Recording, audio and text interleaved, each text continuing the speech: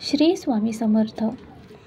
भगवंताचे स्मरण हेच भक्तीचे रहस्य.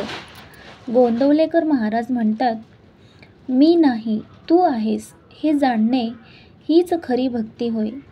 भक्तीचा विषय एक भगवंत ठेवला की बाकी सर्वांचा विसर पडतो.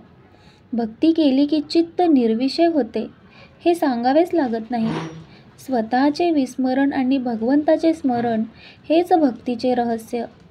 भगवंताची प्राप्ती पाहिजे असेल तर भक्ती करावी. भगवंताच्या चरित्रात भक्तांच्या सर्व तऱ्हा आहेत. त्यामध्ये आपण कुठेतरी खासच बसू. भगवंताने त्या सर्वांना समाधान दिले, मग ते आपल्याला का मिळणार नाही बरं? जग प्रगतीपर आहे हे खरे आहे, पण पैसा, मुले, मान्यता वगैरे ऐहिक सुखांची वाढ होणे यालाच आपण प्रगती समजतो.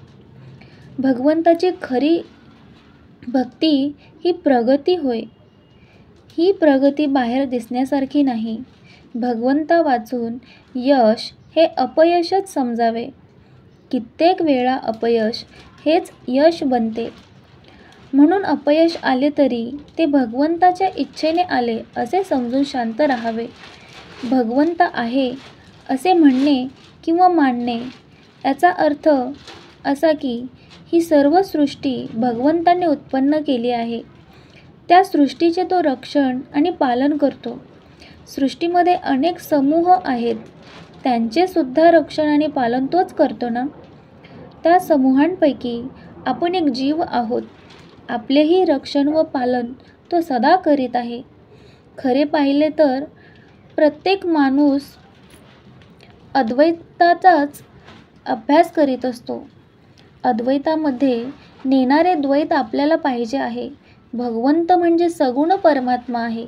असा आहे की तो वेगळा दिसतो खरा, परंतु भक्ताला तो आपल्यासारखा करून घेतो. आई व मुलगा यांच्यामध्ये साम्य असते. मुलाचा आवाज आईला नेहमी गोडच लागतो. त्याप्रमाणे भक्ताचा आवाजसुद्धा भगवंताला गोड लागतो. शेताची राखण करण्याकरिता जसे काठीवर कांबळे घालून त्याचे सोंग करतात ना, तसेच सगुण उपासनेचे सुद्धा आहे.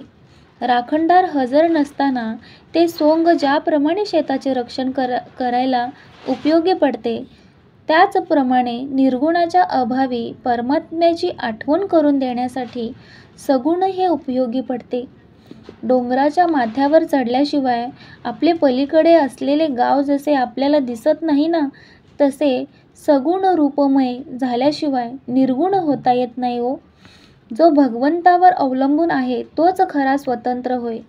भगवंताचा ध्यास लागणे म्हणजे तद्रूपच होणे होय. भगवंताची प्रीती याचेच नाव भक्ती होय. संकटाचे डोंगर अंगावर पडले तरी ज्याची वृत्ती भगवंतापासून चळत नाही तोच खरा भगवंताचा झाला. माझा त्राता, माझी काळजी घेणारा, माझे रक्षण करणारा आणि पालन करणारा तो भगवंत आहे असे मानणे आणि तसे वागणे हीच भगवंताबद्दलची खरी अस्तित्व बुद्धी होय. आपले स्वतःवर जितके प्रेम आहे त्यापेक्षा जास्त प्रेम भगवंतावर करणे हीच खरी उपासना आहे आणि हेच जीवनाचे सर्वस्व होय. श्री स्वामी समर्थ.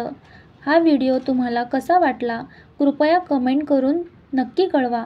धन्यवाद.